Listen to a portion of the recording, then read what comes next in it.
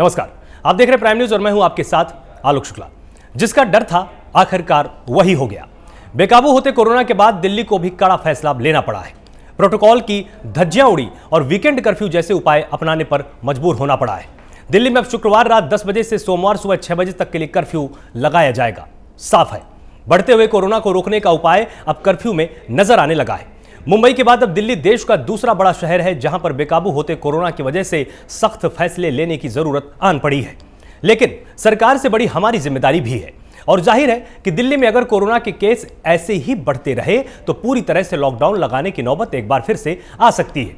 और अगर लॉकडाउन लगा तो उससे कोरोना को कंट्रोल करने में कितनी मदद मिलेगी और लॉकडाउन से अर्थव्यवस्था पर कितना असर पड़ेगा, ऐसे तमाम सवाल हैं जिनके इर्द गिर्द आज की 1 घंटे की चर्चा हमारी होने वाली है। लेकिन चर्चा की शुरुआत करें उससे पहले देखिए कि दिल्ली के मुख्यमंत्री अरविंद केजरीवाल ने वीकेंड कर्फ्यू का ऐलान करते हुए क्या कुछ कहा है।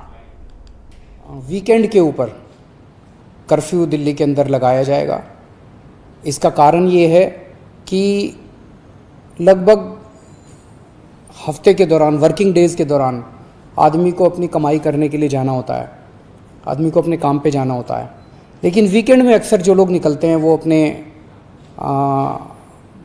एंटरटेनमेंट के लिए या दूसरी एक्टिविटीज़ के लिए निकलते हैं जो कि कर्टेल की जा सकती है, जो कि जिसके ऊपर अंकुश लगाया जा सकता है। उससे बहुत ज़्यादा लोगों को दिक्कत नहीं होनी चाहिए।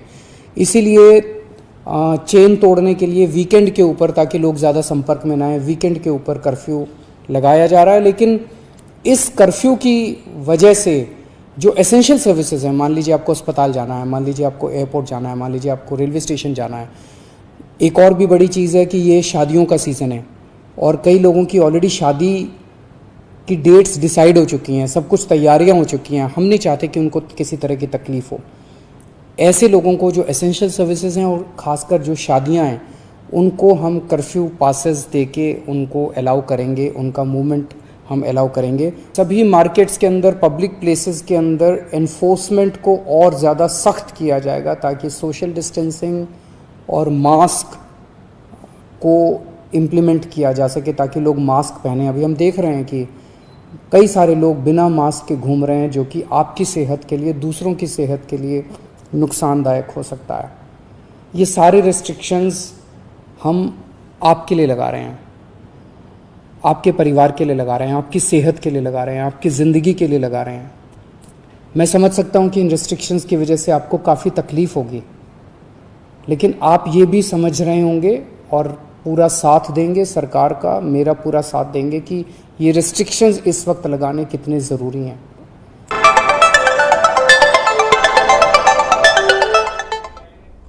तो यहां पर जिस तरह से अरविंद केजरीवाल ने अपील की लोगों से कि आप अपने घरों में रहिए, जिस तरह से उन्होंने कर्फ्यू की बात कही और ये समझाने की कोशिश की है कि आखिर जरूरी क्यों है। कोरोना विस्फोट 24 घंटे में देश में किस तरह से केस सामने आए, 2 लाख का आंकड़ा पार हो चुका है। 24 घंटे में 1038 मौतें हुई हैं। 24 घंटे के अंदर कोरोना से 93,528 मरीज ठीक हुए हैं, मतलब आधे।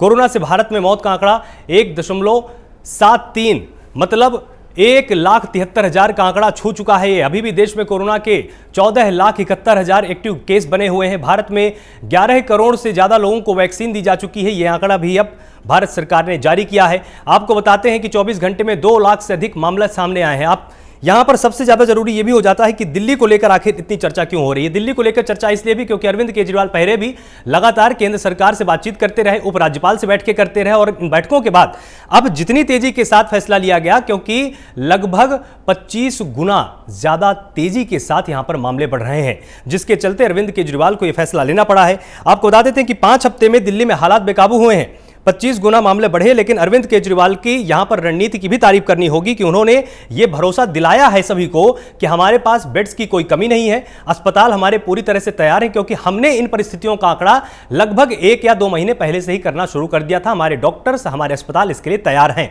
इसलिए अरविंद केजरीवाल ने कहा कि यह कर्फ्यू इसलिए हम लगा रहे हैं ताकि आप गंभीर हो जाएं। यह बहुत जरूरी है कि आप सबसे पहले यह समझें कि कोरोना कितना खतरनाक है, कोरोना में ढील नहीं बरतनी है। चालान भी काटा जाएगा, लोगों के ऊपर पर कार्रवाई भी की जाएगी, ताकि अब वो इस बात को फिर से समझने लगे पिछले साल की तरह कि कोरोना में हमारी क्या भूमिका हो सकती है। अगर हम बचाव करेंगे तो अस्पतालों के बाहर की भीड़ को अपने आप हम कम कर लेंगे, जो संक्रमण की दर है उसको हम तोड़ लेंगे, जो चेन बन चुकी है कोरोना से संक्रमित होने वाले लोगों की उसको हम ब्रेक कर पाएंगे। इसलिए नाइट कर्फ्यू के साथ साथ अब वीकेंड कर्फ्यू की भी बात पूरे देश में तेज हो चली है कि क्या अन्य राज्यों को भी इस तरह का मॉडल अपनाना चाहिए। महाराष्ट्र से इसकी शुरुआत हुई थी, क्योंकि महाराष्ट्र में भी 58,000 60,000 प्रतिदिन के हिसाब से आंकड़े आ रहे थे। उसके बाद वहां पर स्थानीय प्रशासन ने, वहां की राज्य सरकार ने एक्शन लिया। अरविंद केजरीवाल ने भी उसी तरह के मॉडल को फॉलो करते हुए वीकेंड कर्फ्यू की बात कही है। तमाम ऐसी जगहें जहां पर जाना अत्यावश्यक नहीं है, जैसे स्पा हो गया, होटल हो गया, रेस्टोरेंट में बैठकर खाना खाना हो गया, तो जो लग्जरीज हैं, जो लग्जरी आइटम्स हैं, उनसे दूर किया जा रहा है जनता को। जो जरूरत की चीजें उनसे अभी भी दूर नहीं किया जा रहा, उस पर अभी भी राज्य सरकार ने छूट दी है। तो यहां पर कोरोना विस्फोट के चलते आपको हम कुछ चीजें एक बार पहले बता देते हैं कि वीकेंड कर्फ्यू शुक्रवार रात 10 बजे से सोमवार सुबह 6 बजे तक लागू रहेगा। कर्फ्यू का फैसला इसलिए जरूरी हो गया था क्योंकि 5 हफ्ते में दिल्ली में कोरोना के मामले 25 गुना बढ़ गए थे। आपको बताएं कि क्या क्या बंद रहेगा। यहां पर मॉल बंद रहेंगे और शुक्रवार रात 10 बजे से सुबह 6 बजे तक आपको यह बताएं कि स्पा, जिम, ऑडिटोरियम ये सब बंद रहने वाले हैं। इस तरह के संस्थान बंद रहेंगे, केवल जरूरी सेवाओं के लिए यहां पर छूट जारी रहेगी। आपको ये बता देते हैं कि सिनेमा हॉल खुलेंगे, लेकिन सिटिंग कैपेसिटी 30% क्षमता के साथ खुलेंगे। रेस्टोरेंट में बैठकर खाना नहीं खा सकते, केवल होम डिलीवरी ही हो पाएगी। इस बात का सभी लोग ध्यान रखें कि रेस्टोरेंट में बैठकर खाना खाने के लिए अपने परिवार के साथ ना जाएं, क्योंकि आप वहां से केवल खाना पैक करा के घर ला सकते हैं। हर म्युनिसिपल जोन में रोज एक वीकली मार्केट खोले जाने की इजाजत है, कि मतलब एक वीकली मार्केट खुलेगी। अब ये 7 दिन का साइकिल बंद कर दिया गया है। कर्फ्यू के दौरान शादी अटेंड करने के लिए लोगों को कर्फ्यू पास यानी ई पास दिया जाएगा। ई पास को ही कर्फ्यू पास के नाम से अब की बार कहा जा रहा है। आप इसमें कंफ्यूज मत होइएगा, प्राइम न्यूज के दर्शक जो भी हैं बिल्कुल साफ रहें कि ई पास को ही कर्फ्यू पास कहा गया है, ये कोई नया पास नहीं है। साथ ही हॉस्पिटल, एयरपोर्ट, बस, रेलवे स्टेशन जाने को वीकेंड कर्फ्यू के दौरान छूट रहेगी। हालांकि इसके लिए यह भी कहा गया है कि राज्य सरकार की तरफ से कोई पास जारी किया जा सकता है, या यह भी हो सकता है कि रेलवे स्टेशन या बस स्टेशन के बाहर भी इसकी व्यवस्था जल्द से जल्द की जा सकती है। तो यह हमने आपको इसलिए प्राइम न्यूज के माध्यम से बताया, जैसा प्राइम न्यूज लगातार आपको अपडेट करता आया है। हर दिन हर समय हम आपको इसी के लिए लगातार अलार्म दे रहे हैं। पहले भी हम आपसे कहते आए कि हम अब आपको, जब तक कोरोना हमारे बीच से चला नहीं जाता, कमजोर नहीं हो जाता, प्राइम न्यूज की पूरी कोशिश रहने वाली है कि आपको हम हर एक सेकंड सतर्क करें। हमारे साथ थोड़ी ही देर में अश्विनी शाही जुड़ेंगे, प्रवक्ता बीजेपी होंगे, अंशु अवस्थी होंगे, प्रवक्ता कांग्रेस होंगे, यामिनी अग्रवाल अर्थशास्त्री के तौर पर हमको ज्वाइन करेंगी, डॉक्टर नरेश चावला होंगे उपाध्यक्ष दिल्ली मेडिकल काउंसिल के, और साथ ही प्राइम न्यूज के senior executive editor Prem Shankar Singh भी मेरे साथ स्टूडियो मौजूद है। अपना संपादकीय पक्ष यहां पर रखनेंगे, यहां पर विश्लेषण करेंगे और वो आपको ठीक से ये समझा पाएंगे कि आखिर इस चर्चा की जरूरत क्या है, इसका महत्व क्या है, क्यों आखिर हम इन मुद्दों को लेकर आपके बीच में आए हैं। साथ ही यहां पर हम ये भी बात करेंगे कि जिस तरह से मजदूरों को लेकर लगातार बात कही जा रही थी कि मजदूरों को किस तरह से जाना है, उत्तर प्रदेश की सरकार ने भी इससे संबंधित गाइडलाइन जारी कर दी है। जिलाधिकारियों को निर्देश दिए जा चुके हैं, उनको कहा जा चुका है कि आपको किस तरह से यहां पर तैयारी करनी है। 7 दिन तक मजदूरों के लिए यहां पर टाइम लिमिट जारी कर दी गई है कि 7 दिन अगर वो कहीं भी जाते हैं तो अपने घर में या पास के किसी भी ऐसे संस्थान में जो कि जिलाधिकारी निर्धारित करेंगे, वहां पर आपको क्वारंटीन रहना ही रहना है, लोगों के संपर्क में नहीं आना है। तो जो भी प्राइम न्यूज में इस वक्त इस पूरी खबर को सुन रहा है, समझ रहा है, वो जान जाए कि जो भी आपके आसपास कोई आता है, आप या तो उसकी सूचना प्रशासन को दें, क्योंकि आपकी भी अब यहां पर जिम्मेदारी है कि कांटेक्ट ट्रेसिंग में आपको स्थानीय प्रशासन की मदद करनी ही करनी है। अगर कोई बाहर का व्यक्ति आता है, अगर वो छिपकर आ रहा है, आपकी पूरी जिम्मेदारी है आप वहां के स्थानीय प्रशासन को इसकी जानकारी दें, क्योंकि 7 दिन उसको क्वारंटीन रहना ही रहना है। इस पर हम और भी विस्तार से समझेंगे जब हम आपके पास आएंगे। अभी तो हमारे सीनियर एग्जीक्यूटिव एडिटर आपको समझाएंगे ये चीज कि आंकड़ों की जब बात की जाएगी तब आपको यह बात जरूर समझ में आएगी कि आखिर यह बात करनी इतनी जरूरी क्यों हो जाती है। क्या सिर्फ गाइडलाइन से बात बन जाएगी? बिल्कुल नहीं बनेगी, क्योंकि अगर गाइडलाइन से हालात संभल सकते तो 1 साल हो चुका है। तमाम गाइडलाइनें गृह मंत्रालय की तरफ से पहले भी जारी हुई हैं, राज्य सरकारों ने अपने हिसाब से जारी किया है, लेकिन सिर्फ गाइडलाइनों के आधार पर आप आगे नहीं बढ़ सकते, कोरोना से बच नहीं सकते। यह वही वायरस है जो लगभग अपना मूड बना चुका है कि हमको और आपको इसी के साथ रहना है। तो लगातार इस पर अब हम बहस करेंगे, इस पर चर्चा करेंगे, हम समझने की कोशिश करेंगे कि आखिर इस पर किस तरह से आगे रणनीति बनाई जाने की जरूरत है। यहां पर मेरे साथ स्टूडियो में हमारे senior executive editor Prem Shankar Singh ji भी हैं। इनसे हम समझने की अब कोशिश करेंगे कि सबसे पहले एक बार हम आंकड़ों को समझने की कोशिश करते हैं कि ये आंकड़े किस तरफ संकेत करते हैं। जिस तरह से आंकड़े बढ़ रहे हैं, क्या राज्य सरकारें अब जो तैयारी कर रही हैं ये काफी हैं, या अभी और भी तैयारियों को विस्तार देने की जरूरत है?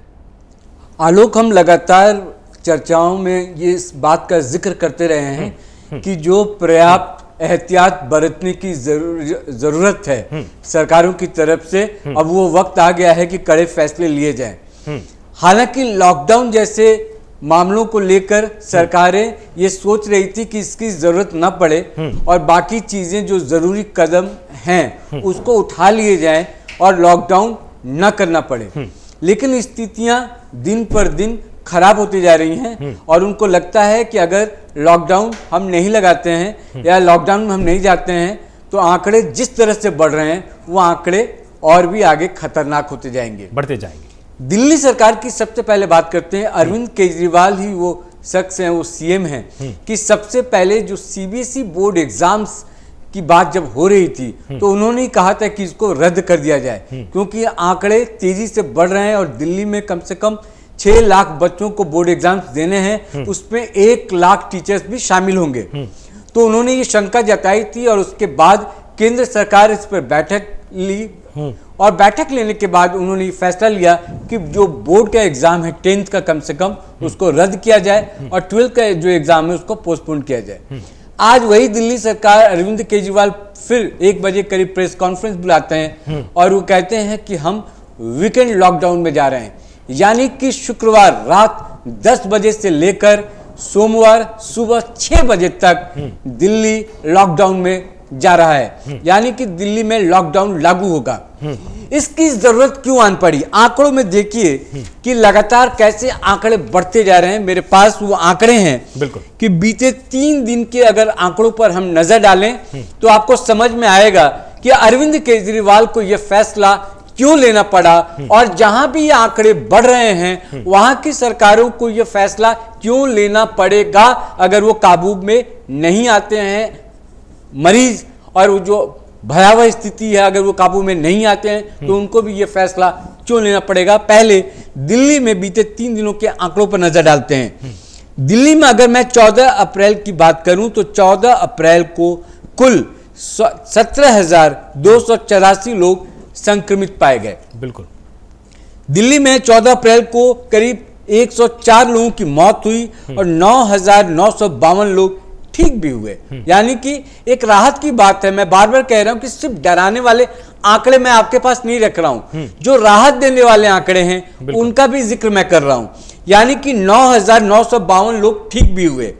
दिल्ली में 13 अप्रैल को कुल 13,468 लोग संक्रमित पाए गए। दिल्ली में 13 अप्रैल की अगर बात करें तो 81 लोगों की मौत हुई और 7,972 लोग ठीक हुए। दिल्ली में अगर मैं 12 तारीख की बात करूं तो कुल 11,491 लोग संक्रमित पाए गए और 12 अप्रैल को ही 72 लोगों की मौत हुई, यानी कि मौत की जो आंकड़ा है, मौतों की जो आंकड़ा है वो लगातार दिल्ली में बढ़ता हुआ रहा। तो इसलिए अरविंद केजरीवाल वीकेंड लॉकडाउन में जा रहे हैं और उसी तरह से मैं धीरे धीरे आपको आगे बताऊंगा कि यूपी में क्या हालात हैं, पूरे देश के क्या हालात हैं और आज हमने क्यों कहा कि देश में इमरजेंसी जैसे हालात होने वाले हैं या हो गए हैं, और उसी पर हम आज चर्चा करेंगे और उस पर जानेंगे कि महाराष्ट्र में जो हमने जो लॉकडाउन, सो कॉल्ड लॉकडाउन लगाया गया है उसका कितना फायदा हुआ या नहीं हुआ, क्योंकि आंकड़े जो कम से कम बता रहे हैं महाराष्ट्र के, मैं 10 सेकंड उसके लिए भी वक्त आपसे ले लूं कि महाराष्ट्र में जो आंकड़े हैं वो थम नहीं रहे, यानी कि जो ब्रेक द चेन की बात हुई थी, चेन ब्रेक करने की बात हुई थी, वो कहीं दिख नहीं रहा है, आंकड़े बढ़ रहे हैं, चिंताजनक है। शायद यही वजह है कि महाराष्ट्र के बाद अब दिल्ली में भी, मुंबई के बाद अब दिल्ली में भी ये फैसला लेना पड़ा। महाराष्ट्र में 14 अप्रैल को कुल 58,952 लोग संक्रमित हुए। बहुत बड़ा आंकड़ा है, बहुत बड़ा एक राज्य के लिए बहुत बड़ा आंकड़ा, डराता है ये आंकड़ा। 14 अप्रैल को 278 लोगों की मौत हुई है, यानी कि जस्ट डबल। दिल्ली से अगर तुलना करें आप तो जस्ट डबल। ये इमरजेंसी ही जैसे हालात हैं, ये समझना होगा। और मुझे लगता है कि लगातार हम जिस बात की चर्चा करने की अगर जरूरत है और जिस बात का हवाला दिया जा रहा है कि बार बार कि लॉकडाउन में अगर हम जाते हैं तो आर्थिक हालात देश के ठीक नहीं होंगे, गड़बड़ा जाएंगे, उसमें दिक्कत आएगी, तो इसलिए हम लॉकडाउन में नहीं जाएं। इसका यह हल नहीं हो सकता। प्रधानमंत्री पीएम मोदी लगातार बार बार कहते रहे कि जान है तो जहान है। अब उस पर जोर देने का वक्त आ गया है, इस बात पर जोर देने का वक्त आ गया है। और मुझे आलोक लगता है कि इस इमरजेंसी इस हालात से निकलने के लिए कड़े फैसले लेने होंगे। ठीक है, हमारे साथ डॉक्टर नरेश चावला जुड़े हुए हैं, उपाध्यक्ष हैं दिल्ली मेडिकल काउंसिल के। बहुत बहुत स्वागत है आपका प्राइम न्यूज पर। हम अब एक बार आपसे समझने की कोशिश करेंगे कि एक डॉक्टर के नजरिए से आपको क्या लगता है किस तरह के हालात हैं, क्योंकि आपसे जब जब मेरी बात हुई आपने पहले भी इस तरह के संकेत दिए थे कि आज अभी 60,000 केस हैं, ये 1 लाख भी होंगे, 1.5 लाख भी होंगे, और अगर हमने सही कदम नहीं उठाए तो ये आंकड़े 3 लाख भी हो सकते हैं। आज लगभग वैसी परिस्थितियां आ गई हैं। आप यहां पर क्या संदेश देना चाहेंगे प्राइम न्यूज के माध्यम से, ताकि लोग अब तो कम से कम संभल जाएं? देखिए, मैं पिछले 1.5-2 महीने से लगातार एक ही मत बनाया हुआ हूँ। समहाउ लास्ट ईयर माहौल एक दहशत का था और खौफ का था और पैनिकनेस का था। इस बार ऑलमोस्ट हम 2 लाख टच करने वाले हैं। मैं दिल्ली शहर में मैगजीन प्रैक्टिस करता हूँ, लेकिन जो लोगों का बिहेवियर है, मुझे अभी तक भी वो बिहेवियर समझ नहीं आया। उसमें कोई सावधानी या कोई परवाही है ही नहीं। आज भी वैसा ही केस बढ़ते जा रहे हैं।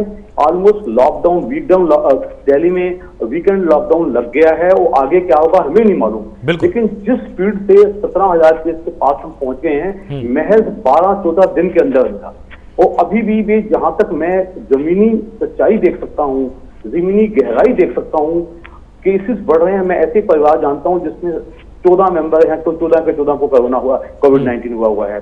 लेकिन मैं ये जो एक थी कि लोग सैनिटाइजर ज्यादा इस्तेमाल करते थे, लोग हाथ अच्छे से धोते थे, लोग मास्क पहनते थे, लोगों को डर लगता था, बाहर नहीं निकलते थे, वो चीज अभी नजर ही नहीं आ रही है। दैट मींस द लोगों का जो एक कोरोना एप्रोप्रिएट बिहेवियर या कोरोना प्रोटोकॉल वो करने का कोई सुजरत नजर ही नहीं आ रही। अब उसके बाद तो अब एक ही चीज रह जाती है जिसका नाम होता है प्रशासन की सख्ती। बिल्कुल। तो शायद जिस स्पीड पे, मैं आपको खुलेआम बोल रहा हूँ, जिस स्पीड पे दिल्ली में 17,000 केस हुए हैं, अगले 2, 3, 4, 5 दिन में ये 24 या 25,000 से ऊपर होंगे। वो क्यों होंगे? क्योंकि मैं देख रहा हूँ कि सड़कों पे, मॉल्स में, दुकानों पर, ऑफिस में, कुछ गैदरिंग्स वगैरह में, इवन जो आज के जो हमारे दिल्ली शहर में जो आजकल जो ये धार्मिक वाले कुछ प्रोग्राम होने थे, वो बहुत ज्यादा तो नहीं है, लेकिन जैसे पिछले साल बिल्कुल बंद था, ऐसा बंद अब नहीं है, अभी भी खुलेआम चल रहा है। उसका मतलब यह है कि कुछ भी और होता है, प्रशासन कुछ भी करता है, जब तक लोगों का बिहेवियर नहीं बदलेगा तब तक कोई हम लंबे फायदे की उम्मीद नहीं करते। तो मैं आज भी लोगों को आपके चैनल के थ्रू यही सुझाव दूंगा कि भाई बहुत बिगड़ गया मामला। ये तो सोच के देखो, लास्ट ईयर मैक्सिमम केसेस 9,000 थे दिल्ली में, अब हम 17 तक तो जा चुके हैं, अब कितना आगे जाएंगे? 17,000 पर डे का मतलब होता है कि कितने परिवार इफेक्टेड हैं। 17,000 डायग्नोज्ड कोविड-19 केसेस का मतलब अनडायग्नोज्ड या एसिम्प्टोमेटिक केसेस कम से कम इससे 7 या 8 या 10 गुना पहले से मौजूद हैं। आप सोच के देखिए, इतने लोग अगर दिल्ली में घूम रहे हैं तो कोरोना किस बेकदर फैल रहा होगा। तो लोगों को मेरा एक ही अपील और आह्वान है, भाई थोड़ा सा सुधर जाओ, अपने आप प्रिकॉशंस लो, नहीं तो लॉकडाउन जो लगेगा इस बार, या जो लॉकडाउन लगा, वो शायद लोग मानसिक रूप से स्वीकार भी नहीं कर पाएंगे और इतना नुकसान समाज। आपसे कोई प्रश्न पूछना चाहते हैं हमारे सीनियर एग्जीक्यूटिव एडिटर? मैं ये जानना चाह रहा था डॉक्टर साहब कि जो लोग आप जिस बारे में आप कह रहे हैं, लगातार आप ये कह रहे हैं कि लोग अभी भी सुधर नहीं रहे हैं, लोग समझ नहीं रहे हैं कि उनकी जिम्मेदारी क्या है। ये वो लोग हैं, हमने प्राइम न्यूज़ ने एक टर्म दिया है, हालांकि ये फिदाइन है, कोरोना के फिदाइन है ये लोग। ये लोग ये नहीं समझ रहे हैं कि अगर उनको कोरोना है तो दूसरे लोगों को भी ये फैलाएंगे, और जो आंकड़े लगातार बढ़ रहे हैं वो एक बहुत बड़ा इसका खामियाजा हम सबको चुकाना पड़ेगा। अभी भी हमारे रिपोर्टर्स जो रेलवे स्टेशन, बस स्टैंड या दिल्ली के इधर उधर घूम रहे थे, यूपी में भी घूम रहे हैं, जो सार्वजनिक जगह हैं वहाँ भी लोग मास्क पहनकर नहीं जा रहे हैं। तो मुझे ये लगता है कि सारी चीज़ें अगर प्रशासन और सरकार पर ही छोड़ दिया जाए तो किस तरह से हम इस पर काबू पाएंगे। और जो आंकड़े मैं कह रहा हूँ कि 2,739 मामले हो चुके हैं, 24 घंटे की बात मैं करूँ तो 2 लाख क्रॉस कर गया है पूरे देश की अगर मैं बात करूँ। तो मुझे ये लगता है कि आप ऐसे लोगों को किस तरह से अब समझा पाएंगे और किस तरह से उनको बताएंगे कि कोरोना किस कदर, इस बार का कोरोना खासकर किस कदर खतरनाक है और कैसे आप पर अटैक करेगा और उसके बाद कोई उपाय बचता नहीं है। बिल्कुल, आपने बिल्कुल ठीक कहा। मैं कहता हूं, मुझे लग रहा है कि समहाउ कैसा मर्जी करें, हमारे लोग तो हमारे भाई हैं और हमारे लोग हैं। मुझे लगता है कि एकदम सख्ती पे आना पड़ेगा। मैं जब आज भी कुछ टाइम के लिए मैं मार्केट में गया था या कुछ टाइम में गया था, तो मुझे लगा लोग ऐसे घूम रहे थे कि बस जल्दी अपना टारगेट पूरा कर लो, हमें अपना काम बना ले, बाकी जो कुछ दुनिया को हो रहा है उसको होने। तो इस एटीट्यूड को बदलने के लिए बहुत गवर्नमेंट को, दिल्ली गवर्नमेंट को और बाकी स्टेट गवर्नमेंट को थोड़ी एकदम सख्ती करनी पड़ेगी, क्योंकि मैं दूसरी जहां तक जो पॉलिटिकल गैदरिंग तो रिलीजियस गैदरिंग तो दूसरे प्रदेशों में होती होंगी वो तो गलत है ही है, लेकिन थोड़ा सा एकदम सख्ती करनी पड़ेगी। अदरवाइज 2 लाख तो मैं आज से कुछ हफ्ते आज से 7-8 दिन पहले कहा था वो टच हो गया है। अभी ये 2 नहीं, ये 2.5 भी टच करेगा, 3 भी टच करेगा। ठीक है डॉक्टर, अब हम यहाँ पर जवाब ले लेते हैं। हमारे साथ अश्विनी शाही भी जुड़े हुए हैं, प्रवक्ता बीजेपी हैं। अश्विनी शाही, जिस तरह से आपने सुना, अब आपके सामने 2 चुनौतियां हैं। एक तो कोरोना की चुनौती है और साथ ही उन लोगों की मानसिकता भी अब आपके सामने बहुत बड़ी चुनौती है जो ये नहीं समझ रहे हैं कि हम इस समय एक आत्मघाती दस्ते की तरह व्यवहार कर रहे हैं। हम बीमार हैं, किसी को कोल्ड है, किसी को फीवर है, लेकिन उसे इस चीज की चिंता ही नहीं है कि मैं कोरोना का संक्रमित हो सकता हूं। अस्पताल वो जाना नहीं चाहता है। ऐसे लोगों से आप कैसे निपटेंगे और कोरोना से निपटने का अब आपके पास प्रभावी कारगर तरीका क्या है? देखिए आलोक जी, संवेदनशील पूरा देश का माहौल है इस समय, और जितनी तेजी आप लोगों के द्वारा और सरकार के द्वारा जागरूकता के लिए दिखाई जा रही है, उतनी जागरूकता अगर पिछले साल से 1 साल हो गया। और डॉक्टर साहब ने बहुत अच्छी चीज कहा और प्रेम जी ने भी एक बात कहा कि महाराष्ट्र में सो कॉल्ड लॉकडाउन, बहुत सही शब्द यूज किया उन्होंने। सरकार ने तो लॉकडाउन लगा दिया है, लेकिन वहां का आम जनमानस आज भी उसको सो कार्ड बनाने पर लगा हुआ है। आज अभी थोड़ी देर पहले आप ही के किसी चैनल पर मैं देख रहा था कि वेस्टर्न एक्सप्रेस हाईवे पर वो भीड़ लगी हुई है क्योंकि कल रात से वहां लॉकडाउन लगा हुआ है। तो ये चीज, और डॉक्टर साहब अभी समझा रहे थे कि दिल्ली में 25,000 आने में टाइम नहीं लगेगा, तो मैं अभी वही कह रहा हूँ, जो 2 लाख पर आज हम लोग पहुंचे हैं वो 4 लाख 5 लाख पहुंचने में टाइम नहीं लगेगा, क्योंकि अभी पीक और आना बाकी है। इसके लिए अपने हमको और आपको बहुत बड़े हृदय का परिचय देना पड़ेगा। जागरूकता जो सरकार द्वारा पिछले साल से बताई गई है चीजें, सभी चीज सरकार के ऊपर नहीं छोड़ना होगा। आज देखिए लखनऊ के व्यापारियों ने बहुत बढ़िया उदाहरण पेश किया है। अमीनाबाद और हजरतगंज के 1 हफ्ते के लिए उन्होंने अपने आप को लॉकडाउन कर दिया। तो ये लॉकडाउन कोई बहुत बड़ी मतलब वो नहीं है, लेकिन उन्होंने एक संदेश दिया है कि हम दुकानदार और प्रतिष्ठान बंद कर सकते हैं अपना, तो आप लोग बाजार में जरूरी काम के लिए ही जाएं, बाकी काम अपने घरों से निपटाएं। ये जागरूकता जरूरी है। ये बहुत बड़ा संदेश दिया है लखनऊ के व्यापारियों ने, मैं उनको सलूट करना चाहता हूँ। लेकिन अभी भी क्या है, देखिए सरकारों के साथ कोई भी आज यहाँ पर राजनीति करने का कोई वो नहीं है कि हम लोग राजनीति करें, चाहे वो महाराष्ट्र हो या उत्तर प्रदेश हो या पंजाब हो या छत्तीसगढ़ हो या मध्य प्रदेश हो, सबके यहाँ ये आपदा आई है। आज से 10 दिन पहले ये आपदा इतनी भयानक स्थिति में नहीं थी, वो 4 राज्यों में ही सिमट कर रह गई। हम लोग पीछे से इसकी तैयारी करते हुए आ रहे थे आलोक जी। हम लोगों ने 0 से शुरू किया इस कोरोना से लड़ना, जिसके लिए हमारी आर्थिक स्थितियां भी बहुत चरमराई, हमारे सामाजिक बहुत ही क्षरण हुआ हर चीजों का। बहुत से लोग पिछले बार मरे, बीमार पड़े, स्वस्थ हुए, लेकिन नहीं, पिछले साल की बातें तो ठीक है अश्विनी जी देखिए पिछले साल की बातें सारी सही हैं। एक लाइन पूरा कर लेने दीजिए आलोक जी।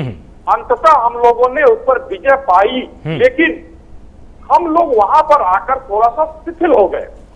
वो शिथिलता आज हम लोगों को इस तरीके के भयावह जाल में फंसा रही है। बिल्कुल, जो कि अचानक किसी भी शहर में अगर आपको 5,000 मरीज रोज मिलने शुरू हो जाए, जैसा कि लखनऊ में मिल रहे हैं, ठीक है, तो 5,000 मरीज का मतलब कोई भी अस्पताल, कोई भी शहर, कोई भी प्रशासन उसकी देख रेख व्यवस्था में नाकाफी होगा, जैसा कि मुंबई में मिल रहे हैं। तो इसको कुल मिलाकर सरकार, आप लोगों की जागरूकता और हम लोगों को अपने स्वयं के विवेक से ये काम करना होगा, तब जाकर एक बार फिर से हम लोग इसमें सफलता पा सकते हैं। यामिनी जी, जिस तरह से अर्थव्यवस्था के हालात हैं, जिस तरह से तैयारियां हैं, चाहे भारत सरकार की हो, चाहे तमाम राज्य सरकारों की हो, कामगारों की परिस्थितियां हो, आपको क्या लगता है अब देश की अर्थव्यवस्था किस तरफ जा सकती है और किस तरह के नए कदम हमें उठाने की जरूरत है?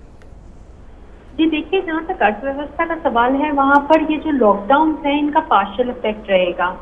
जो अर्थव्यवस्था है उसे जब रोका गया था, जो पहले लॉकडाउन लगाया गया था, उसमें उसको जो है कोशिश की गई थी कि कोरोना वायरस को ब्रेक किया जाए और उसमें बढ़ोतरी ना हो, जिसका खासा नुकसान हुआ था अर्थव्यवस्था को।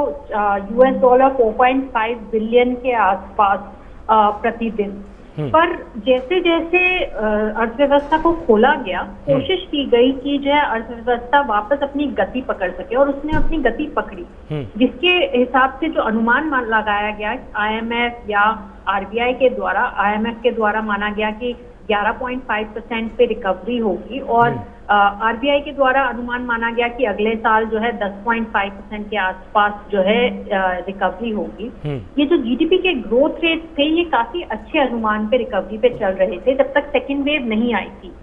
माना जा रहा है ये जो लॉकडाउन महाराष्ट्र ने लगाया है, उसके द्वारा जो है 40,000 करोड़ का जो है नुकसान होगा। 0.2% से लेकर के 1% के आसपास जो गिरावट है वो नजर आएगी GDP के अंदर। ये भी माना जा रहा है कि जो है अगर ये लॉकडाउन बहुत ज्यादा स्टेट्स में लगे तो कुछ इंडस्ट्रीज पे खासा असर पड़ेगा, जैसे होटल इंडस्ट्री है, टूरिज्म इंडस्ट्री है, जो पहले से ही आर्थिक जो है उसमें अच्छी नहीं चल रही है। ठीक। तो देखा जाए तो इकोनॉमी पे क्योंकि रिकवरी फेज है और मास वैक्सीनेशन हो रहा है, उसके तहत जो रिकवरी है वो कंटिन्यूड रहेगी, क्योंकि लोग भी थोड़ा बहुत प्रयत्न करके जुड़ रहे हैं मास वैक्सीनेशन से। और जैसे PM ने कहा है हमारे कि दवाई भी और कढ़ाई भी, लोगों को सेफ्टी प्रिकॉशंस लेकर के आगे बढ़ना मतलब होगा।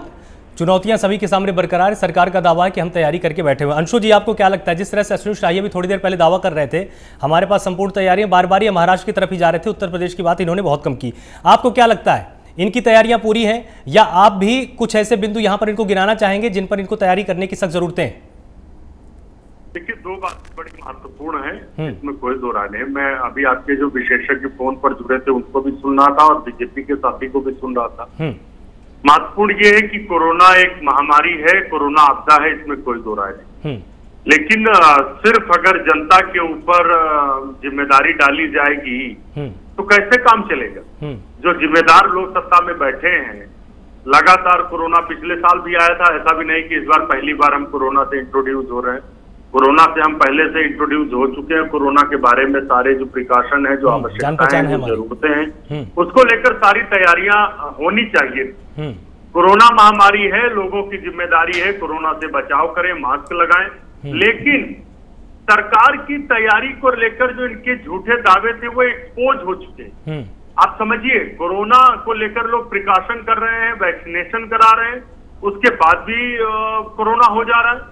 उत्तर प्रदेश के मुख्यमंत्री को, पूर्व मुख्यमंत्री को कोरोना हो गया, तो क्या वो प्रिकॉशन नहीं ले रहे थे? ये कहा जाएगा। दूसरा, जो एक बात कही जाती है कि अभी लोग देखा जा रहा है कि प्रिकॉशन नहीं ले रहे। जब सत्ता में बैठे देश के प्रधानमंत्री, मुख्यमंत्री, उनके राष्ट्रीय अध्यक्ष, गृह मंत्री इस तरीके से कोरोना प्रोटोकॉल का मखौल उड़ा रहे हैं, मजाक उड़ा रहे हैं, तो आप आम जनता से उम्मीद करते हैं कि वो उनसे ज्यादा सजग हो?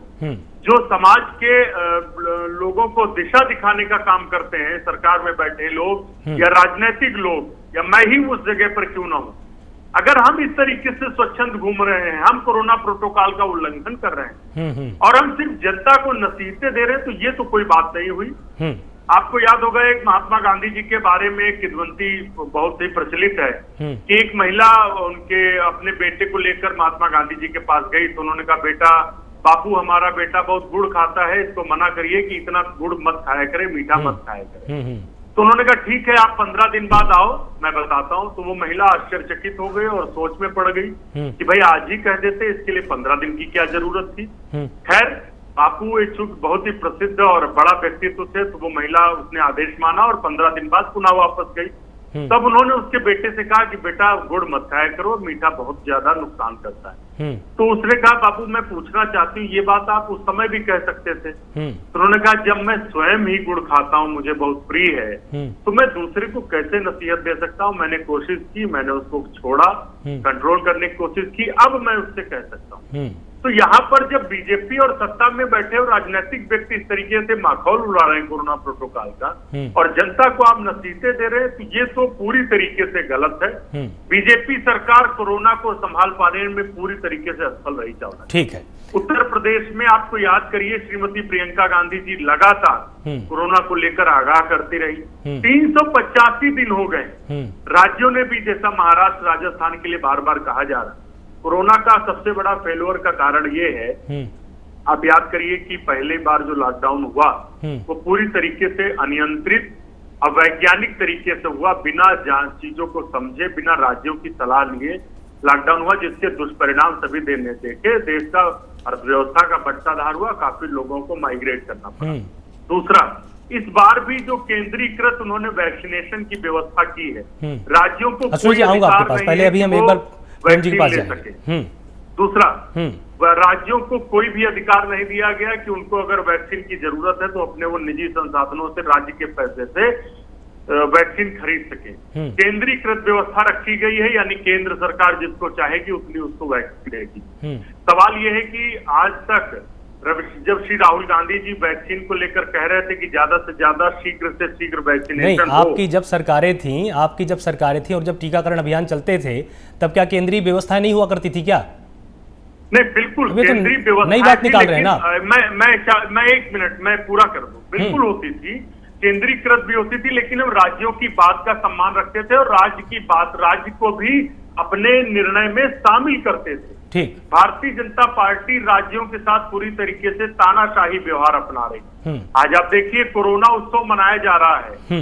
उत्तर प्रदेश में जब कोरोना उत्सव से पहले वैक्सीनेशन हो रही थी, वो 13-14 हजार डेली हो रहा था वैक्सीनेशन। मैं लखनऊ की बात कर रहा हूँ। और आज जब कोरोना को वैक्सीनेशन उत्सव मनाया जा रहा है, उस समय वो घटकर 8-9 हजार आ गई। ठीक है अंशु जी, आपकी ही बात से अंशु जी सुनिए, वैक्सीन पूरी तरीके से मिल पा रही है। और आज के समाचार पत्र में है कि 87 करोड़ की वैक्सीन खराब हो गई, इसलिए कि सरकार ने उसको प्रॉपर एक प्लानिंग नहीं की थी, स्टोरेज नहीं की। आपकी बात में आपने एक बहुत जरूरी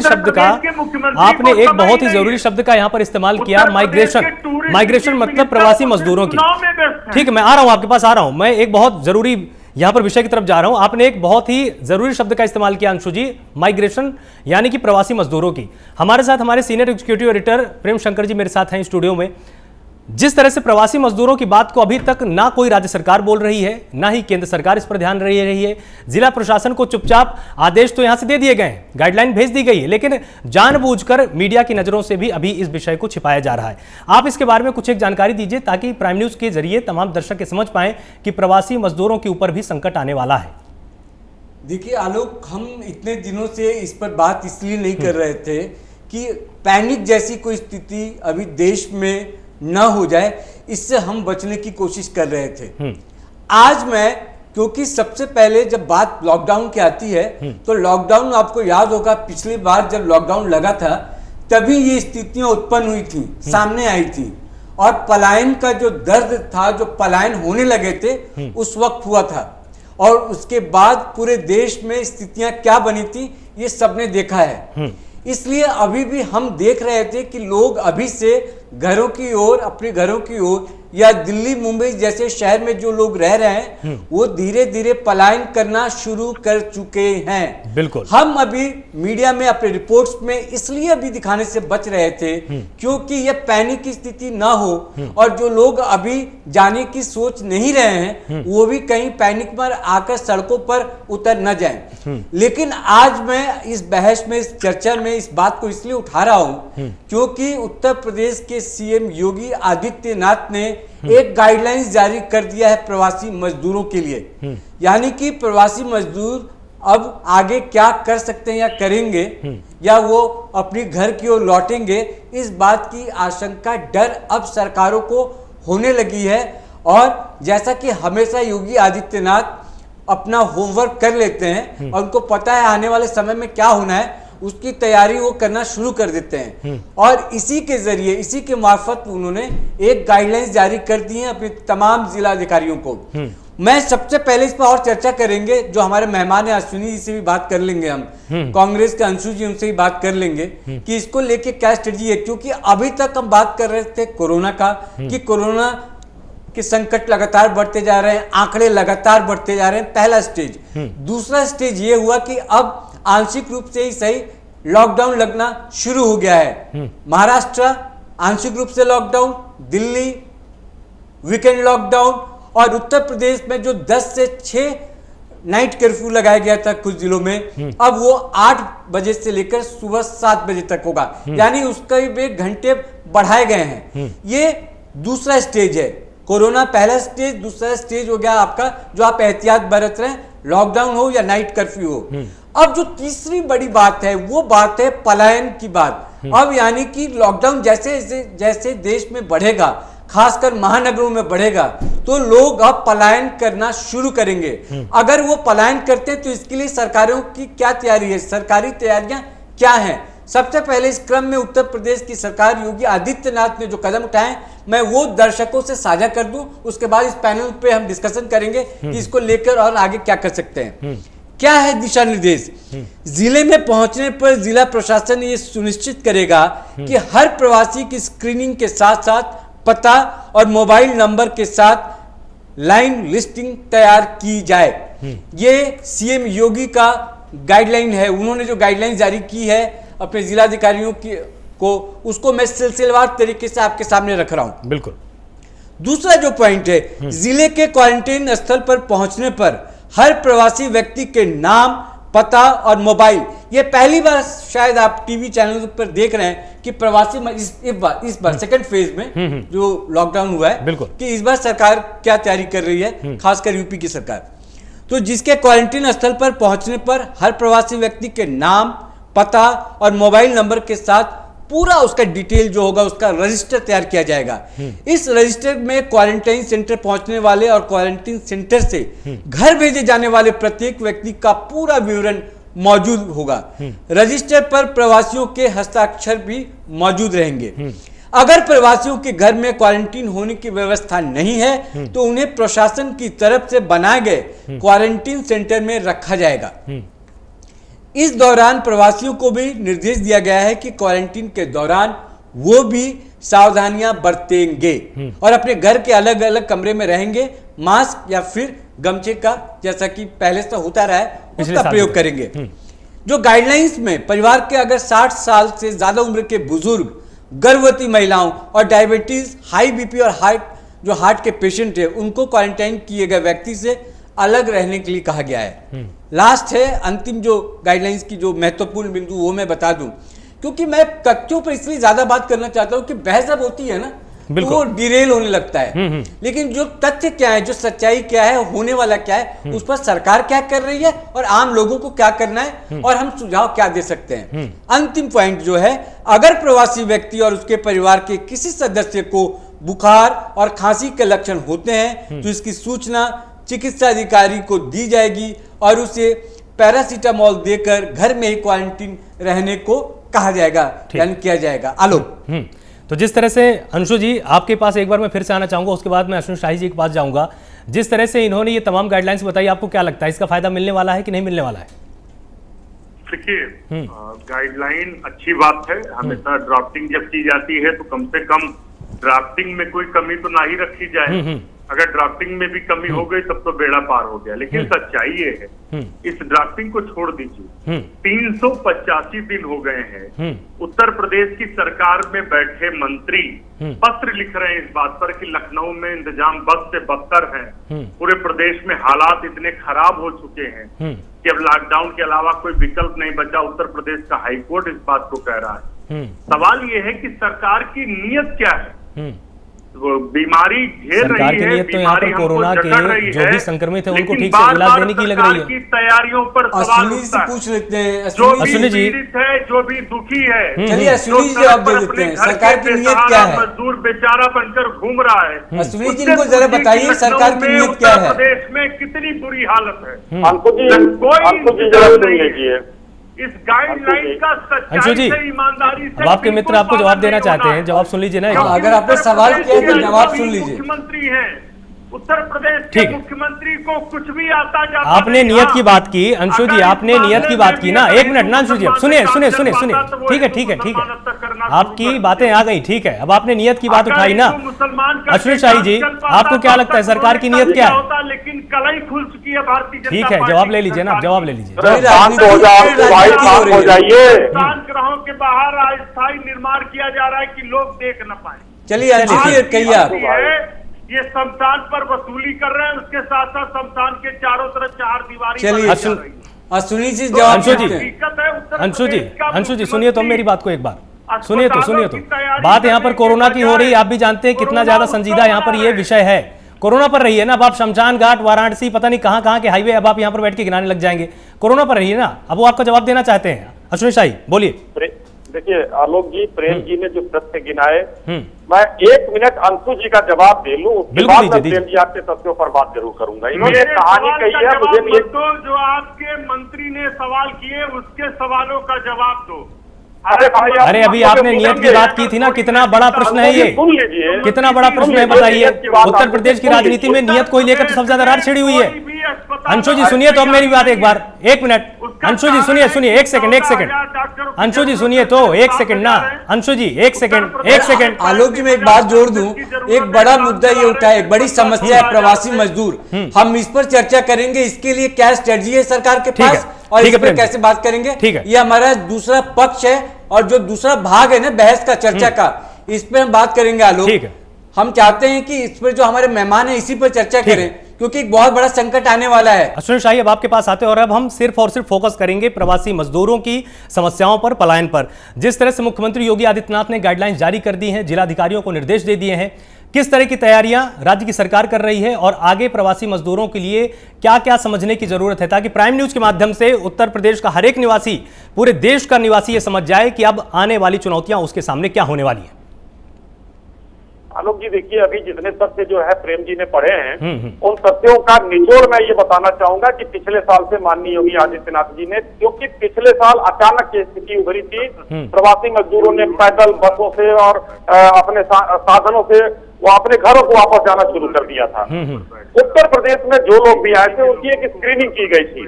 उस स्क्रीनिंग में उनमें से कोशिश की गई कि ज्यादा से ज्यादा लोगों को मनरेगा से जोड़ा जाए, उनको अन्य एमएसएमई से बाद में जोड़ा गया। तो काफी लोग यहाँ पर रुक गए, बहुत ज्यादा फिर से वापस नहीं गए, लेकिन हाँ कुछ काफी हद तक वापस भी गए। अब इस बार फिर से वो स्थिति होने वाली है, तो सरकार ने तो पहले जो पैनिक को रोका है कि ट्रेन और बस अभी बंद नहीं किए हैं, तो वो पैनिक की स्थिति नहीं है। धीरे धीरे लोग उसके हिसाब से अपने घरों को जा रहे हैं। अब वहां जाने के बाद चूंकि महाराष्ट्र से, गुजरात से ज्यादातर लोग आएंगे, हो सकता है कि वो कोरोना वॉरियर तो उनके साथ कोरोना आ जाए, जैसे कि अभी कुछ जगह पर सूचना मिली है, ट्रेनों में मिले भी हैं दानापुर वगैरह में। उस हिसाब से उनकी एक अलग से जो है उनके लिए आइसोलेशन वार्ड बनाए गए हैं, उनका नंबर और उनका नाम सब कुछ वहां पर रखा जाएगा। आइसोलेशन वार्ड में वहाँ उनको रखा जाएगा। लगभग अगर थोड़े भी संक्रमित पाए गए तो उनको आइसोलेशन वार्ड बने। अरे सुन तो लीजिए पहले सुनेंगे आप, पहले जब उनका जवाब तो आने दीजिए। जवाब नहीं मिलेगा। बहुत ही गंभीर विषय है क्योंकि पूरा देश इस वक्त आपको देख रहा है। अंशु जी एक सेकंड समझाता हूँ मैं इनको, एक बार समझाता हूँ। अंशु जी सुनिए तो, अंशु जी सुनिए तो, अरे सुन लीजिए महाराज एक बार, आप पहले मेरी बात को सुनिए तो। अंशु जी सुनिए, आपको मालूम है, अरे छोड़िए ना माफी आपी सारी चीजों को, एक बार पहले सुनिए तो आप। कोई तैयारी नहीं। अरे सुनिए 1 सेकंड अश्विनी जी आप रुकिए अश्विनी जी अभी 1 सेकंड अश्विनी जी आप रुकिए। अंशु जी आवाज आ रही है? आवाज आ रही है आप तक? आवाज आ रही है आप तक कि नहीं आ रही मेरी? और आप बात कर रहे हैं अंशु जी, आप तक मेरी आवाज आ रही कि नहीं आ रही है? आप बात कर रहे हैं सब राम राज्य आ गया। अंशु जी सुनिए ना, राम राज्य राम मंदिर छोड़िए ना, अभी आवाज आ रही है आप तक? मंत्री को टूरिस्ट चीफ आवाज आ रही है कि नहीं आ रही है आप तक? प्रदेश के लिए समय नहीं। अंशु जी क्या कर रहे हो आप? क्या कर रहे हो आप? ये चर्चा नहीं, क्या कर रहे हो आप? यहाँ पे आज जो उत्तर प्रदेश के लोग पीड़ित हैं, सीधे तौर पे बीजेपी की सरकार जिम्मेदार है। आप मालूम है अब आप क्या कर रहे हैं? जवाब देता हूँ अंशु जी सुनिए तो, अब तक आवाज आ रही है? 1 सेकंड अश्विनी जी 1 सेकंड अश्विनी जी मैं आ रहा हूँ आपके पास सरकार जिम्मेदार है। मुझे बस आप एक चीज का उत्तर दीजिए, आप तक आवाज आ रही है कि नहीं आ रही है? आप तक आवाज आ रही है मेरी? अंशु जी प्रदेश के लोगों आप तक आवाज आ रही है कि नहीं आ रही है? आप तक मेरी आवाज आ रही कि नहीं आ रही? चैनलों पर बैठकर झूठ बोलने का अंशु जी की काम आवाज कर को डाउन रहे कर हैं। दीजिए वहां से, अंशु जी की आवाज को बिल्कुल डाउन कर दीजिए। बोलिए अश्विनी साई, आप बोलिए। देखिए, इतने संवेदनशील विषय को किस तरीके से मथौड़ उड़ा रही है कांग्रेस। मैं एक लाइन में बोलना चाहूंगा थोड़ा सा इससे नहीं, विस्तार से आप बताइए, विस्तार से बताइए, क्योंकि देखिए ये बहुत जरूरी है अश्विनी जी, ये बहुत जरूरी है ताकि प्रवासी मजदूर जो बाहर भी रह रहे हैं, जो प्राइम न्यूज के दर्शक भी हैं लगातार, वो भी अब समझ जाएं कि उनको आगे किस तरह से तैयारी करनी है। विस्तार से आप बताइए। आलोक, एक लाइन के बाद मैं फिर उस पर आ जाता हूँ। बिल्कुल बिल्कुल। मैं एक कहानी, इन्होंने कहा इनको कहानी सुनाना जरूरी है, नहीं तो भ्रम की स्थिति फैलेगी। एक बहुत बढ़िया चित्रकार था, उसने मूर्ति बनाकर खड़ा कर दिया, उसमें नीचे लिख दिया कि इसमें जो गलती हो वहां पर टिक कर दें। सुबह से लेकर शाम तक वहां पर टिक के निशान हो गए, पूरे ऊपर से नीचे तक। बहुत दुखी था। एक बुजुर्ग व्यक्ति के पास गया, उसने कहा फिर से उसी मूर्ति को वहीं रखो साफ करके, और उसमें लिख दो कि जो गलती है उसको सुधार दिया जाए। शाम तक कोई टिक नहीं आया उसमें। वही स्थिति कांग्रेस और इस समय विपक्षी दलों की है। ये लोग सिर्फ और सिर्फ सरकार के ऊपर भाषण देना जानते हैं। इन्होंने अभी कहा कि प्रियंका जी ने बहुत सलाह दिया उत्तर प्रदेश में, छत्तीसगढ़ को क्यों नहीं सलाह दे दिया? दूरदृष्टा है वो लोग। महाराष्ट्र को क्यों नहीं सलाह दे दिया? पंजाब को क्यों नहीं दे दिया? इस तरीके के संवेदनशील विषय पर अंशु जी थोड़े से धीरज से और धैर्य से बात कीजिए, भ्रम का माहौल मत फैलाइए। अब आप आइए, प्रवासी मजदूरों पर आ जाइए। आलोक जी, प्रवासियों के लिए वहां पर पिछले साल भी हम लोगों ने किया, जिसमें काफी प्रवासी रह गए, अपना यहीं पर काम किया, यहाँ पर रोजगार उनको मिला। इस बार भी जो प्रवासी मजदूर जाएंगे वहां, उनके लिए उनके जिला मुख्यालय पर डीएम को निर्देशित किया गया है। प्रेम जी ने पूरा जियो ही पढ़कर बताया। उसमें भी इस बार भी हम जो भी 2%, 4%, 10% जो गए हैं वो वापस आएंगे, और उनको हम लोग फिर से सुरक्षित रखते हुए और फिर से उनको यहाँ काम देने का काम करेंगे। इसके लिए श्रम विभाग और डीएम साहब दोनों को जिम्मेदार बताया गया है। उनकी स्क्रीनिंग करके समाज में उनको फिर से यही पर काम दिया जाएगा कि धीरे धीरे उनको यहाँ पर स्थापित किया जा सके। मतलब प्रवासी मजदूर इस चीज के लिए बिल्कुल आश्वस्त रहे ना कि अगर वो अपने घर जाना चाहता है, अपने गंतव्य तक जाना चाहता है, तो उसको पिछले साल की तरह दिक्कतों का सामना नहीं करना पड़ेगा। पिछले साल हमने 3-4 स्टेट के लोगों की मदद की। आलोक जी, बिहार का रास्ता यही है, उत्तर प्रदेश से होकर जाता है। बिहार के मजदूरों की हम लोगों ने बहुत सुरक्षित पहुंचाने में मदद की। इवन हम लोगों ने जो उधर बांग्लादेश और बंगाल के लोग थे, इधर से जो जा रहे थे, उनको भी रास्ता देने का और झारखंड के लोगों का भी काम किया, आने की व्यवस्था की। आइसोलेशन वार्ड यहाँ पर लखनऊ में मुहैया कराया माननीय योगी आदित्यनाथ जी ने, और खुद गए वो, उन्होंने जहाँ खाना बन रहा था कैंटीन में खड़े होकर वो खाने की भी व्यवस्था देखा उन्होंने कि कहीं खराब खाना न मिले। तो इस बार भी मजदूर भाई हमारे आश्वस्त रहे। आपके माध्यम से ये बताना चाहता हूँ कि उनको उनके जिले पर या कहीं भी पूरी तरीके से सुरक्षा के साथ उनको उनकी सारी व्यवस्थाएं की जाएंगी। अच्छी बात है। यामिनी जी हमारे साथ जुड़ी हुई हैं, अर्थशास्त्री हैं यामिनी जी। जिस तरह से अब प्रवासी मजदूर पलायन करके अपने गंतव्य तक जाएंगे ही जाएंगे, ये बात अब दिखने लग गई है, और अगर ऐसा ना होता तो मुख्यमंत्री योगी आदित्यनाथ की तरफ से जिलाधिकारियों को निर्देश ना दिए जाते। आपको क्या लगता है कि उनके जनपद में ही, जो कि उनका गृह जनपद में है, कैसी व्यवस्थाएं की जानी चाहिए स्थानीय प्रशासन के द्वारा, ताकि अब उनको बार बार रोजगार के लिए अगले 5-6 महीनों तक भटकना ना पड़े? रास्ते क्या है?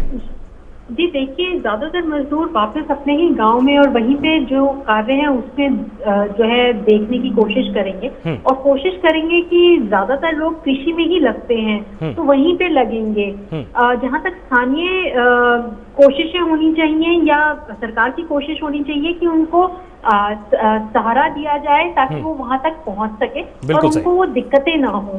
अगर कोई मजदूर जाना चाहता है वापस तो वो जा सके, जिसमें ये देखा गया है कि कोई भी आवश्यक जो सेवा है उसको नहीं रोका जा रहा इस लॉकडाउन में, क्योंकि एक बहुत अच्छी चीज जो हुई है वो ये है कि एक वैक्सीनेशन आ गई है, जिसके तहत लोगों को एक विश्वास है कि चीजें बेहतर होंगी।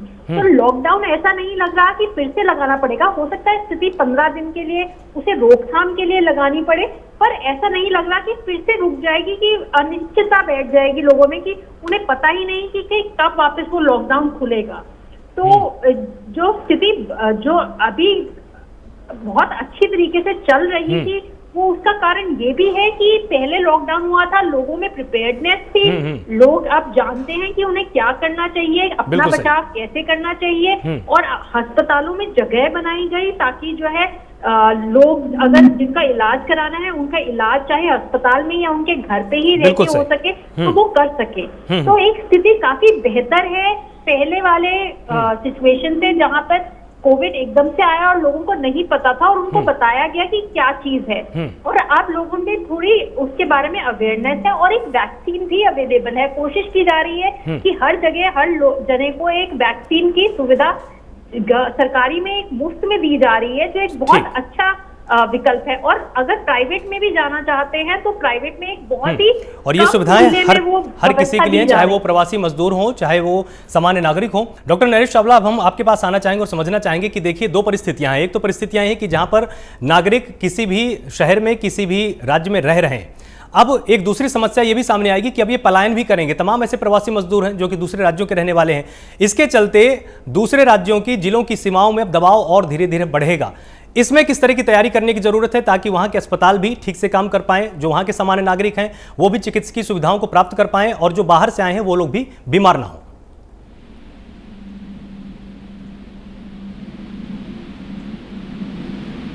डॉक्टर नरेश, आवाज आ रही है अब तक मेरी? तो जिस तरह से यहाँ पर अभी हम थोड़ी देर में डॉक्टर नरेश के पास जाएंगे क्योंकि अभी इनसे हमारा संपर्क नहीं हो पा रहा है, तो मैं स्टूडियो में अपने senior executive editor Prem Shankar ji के पास जाता हूं। तो प्रेम जी, जिस तरह से अब दबाव बढ़ेगा तमाम जिलों में, वहां पर किस तरह की तैयारी करने की जरूरत है? क्योंकि पिछले साल की जो परिस्थितियां थी वो आपको याद होगा, आपने भी लगातार मीडिया के माध्यम से तमाम मुद्दों को उठाया होगा, आपको भी सारी तस्वीरें याद है लगभग जो उसका लबो लबाब है कि बहुत ही विकट परिस्थितियां पिछले साल थी। इस साल वैसी तस्वीरें सामने ना आए, इसके लिए जो जिला प्रशासन है, राज्य सरकार है, उनको किस तरह की तैयारी करने की जरूरत है? आलोक, मैं तैयारी की बात करूं उससे पहले मैं वो वाकया बता दूं। मुझे याद है कि उस रात मैं वहां पर मौजूद था और मैंने अपने चैनल के लिए कवरेज भी किया था। आनंद विहार बस अड्डा में जिस तरह से लोग वहां पर उमड़े थे घर जाने के लिए, वो तस्वीर और मुंबई की कुछ तस्वीरें, जब पलायन की बात हुई थी तो लोग किस तरह से सड़क पर आए थे। हालांकि इस बार ऐसा कुछ होने नहीं जा रहा, मुझे नहीं लगता ऐसा कुछ होगा, क्योंकि वो पहली बार ऐसा हुआ था, पहली बार कोरोना का अटैक था, पहली बार पैनिक इस तरह से किया गया था, हुआ था कि लोग घबराए हुए थे, परेशान थे, और वो लॉकडाउन थोड़ा लंबा चला था। अभी वीकेंड लॉकडाउन है दिल्ली में, और दूसरा ये कि महाराष्ट्र में भी जो है वो आंशिक रूप से लॉकडाउन है। जो तैयारियां हैं वो तैयारी ही के मद्देनजर जो हमारे उत्तर प्रदेश के सीएम हैं योगी आदित्यनाथ, उन्होंने अपनी तैयारी बताई है गाइडलाइंस जारी करके। जो गाइडलाइंस जारी किया है उसमें वो होता है। मुझे वो तस्वीर याद है कि कैसे लोग बाहर सड़क पर निकलकर जाने लगे थे, पैनिक हो गया था, जबकि बाद में स्थितियां बहुत सुधर गई थी। रेलवे जो है तमाम तैयारियां करके, आज भी जो मेरे पास जो खबरें आ रही हैं, आज कुछ देर में हम विजुअल भी अपने चैनल पर दिखाएंगे कि रेलवे की तरफ से तमाम एहतियात बरतने की तैयारी पूरी कर ली गई है। पूरा ट्रेन सैनिटाइज किया जा रहा है। जो लोग जा रहे हैं अपने घरों को जा रहे हैं। अभी वैसे पलायन वाली कोई स्थिति, बहुत पैनिक वाली स्थिति नहीं है, लेकिन जो आमतौर पर जाते हैं, जो यात्राएं होती हैं, उस यात्रा में भी जो लोग जा रहे हैं वहाँ पूरा सैनिटाइज किया जा रहा है, ट्रेन को प्रॉपर सोशल डिस्टेंसिंग का ध्यान रखा जा रहा है, और जो रेलवे की तरफ से तैयारी होनी चाहिए वो कर रहे हैं। अब एक स्टेट से दूसरे स्टेट जाते हैं, जैसे अब योगी जी कह रहे हैं कि आपको वहां पे क्वारंटाइन किया जाएगा। अगर आप कोरोना के लक्षण पाए जाते हैं तो 14 दिन आपको क्वारंटाइन किया जाएगा, अगर नहीं पाया जाता है तो 7 दिन किया जाएगा। बिल्कुल, उसको पूरा देख के उसका एक चेन कहीं बन न जाए, उसके लिए आपका जो डाटा बैंक है वो एक तैयार किया जाएगा। तो एहतियात जिस तरह से उत्तर प्रदेश सरकार कर रही है, मुझे लगता है देश के बाकी राज्य जो ज्यादा प्रभावित है, महाराष्ट्र है, दिल्ली है, गुजरात है, ये तमाम, मध्य प्रदेश है, ये तमाम ऐसे राज्य हैं, उनको भी अपनी तैयारियों को पूरा पुख्ता कर लेना चाहिए कि अगर पलायन होता भी है तो जहां से लोग एक जगह से दूसरे जगह जाते हैं, तो जहां से जाते हैं वहां भी उनकी प्रॉपर स्क्रीनिंग की जाए, और जहां वो पहुंचते हैं वहां भी उनकी प्रॉपर स्क्रीनिंग की जाए। तो जो फैलने का है, क्योंकि ये वायरस है, बार बार ये कहा जा रहा है ना कि वायरस है, ये फैलता है, आपको पता भी नहीं चल पाता है। तो वायरस फैले नहीं और कोई चेन ना बन जाए, उसको ध्यान में रखने के लिए जिस तरह से उत्तर प्रदेश सरकार कर रही है, उसी तरह से दूसरे राज्यों की सरकारों को भी करना चाहिए। वो स्थिति न दिखे, वो तस्वीरें फिर दोबारा न दिखे जैसे पहले दिखी थी। बिल्कुल। आलोक, डॉक्टर नरेश चावला हमारे साथ जुड़ चुके हैं। डॉक्टर नरेश, दो परिस्थितियां हैं, मैंने आपसे प्रश्न ये पूछा था, उस वक्त आपकी आवाज नहीं आई, कि एक तो सामान्य नागरिक हैं किसी भी जिले के, किसी भी राज्य के, जो कि पहले से वहां पर रह रहे हैं। अब प्रवासी मजदूर भी जिले की सीमाओं में प्रवेश करेंगे। जैसे ही उनको ये समझ में आने लगेगा कि हो सकता है संपूर्ण लॉकडाउन हो जाए, वो घबरा के अपने घर की तरफ भागेंगे।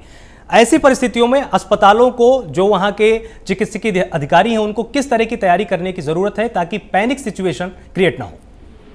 देखिए आलोक जी, मैं स्पष्ट कहूंगा, जो पिछली दफा हो गया था वो बहुत ही दुर्भाग्यवश था, क्योंकि एकदम मोटा झटका लग गया था। बिल्कुल, इस बार झटका लगने की उम्मीद तो नहीं है, लेकिन इस टाइम का जो कोरोना की जो सेकंड वेव है वो पहले कोरोना वेव से कम 2 या 2.5 या 3 गुने से ज्यादा है हमारे विचार में। Number 1। Number 2, people are living, शायद ये बात हम भूल जाते हैं, ये लोग जिन इनमें से कई लोग ऐसे होंगे जो शायद एसिम्प्टोमेटिक पेशेंट्स होंगे।